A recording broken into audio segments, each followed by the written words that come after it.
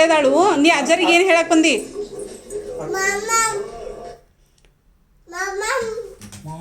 ನಿಮ್ಗೆ ಮಮ್ಮಮ್ ತಿನ್ಲಕ್ ಬರತ್ರಿ. ನೋಡಿ ಮಮ್ಮಮ್ ಬರುವ ನೋಡಿ ಹೋಗಿ ನೋಡಿ ಮಮ್ಮಮ್ ತಿನ್ನೋಗ್ರಿ. ಅಜ್ಜರಿಗೆ ಕರ್ಕೊಂಡೋಗ ಬಾಬು.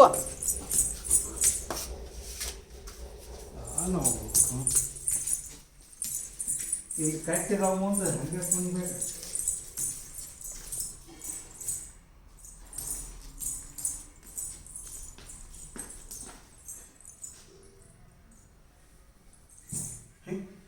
ನೋಡಿ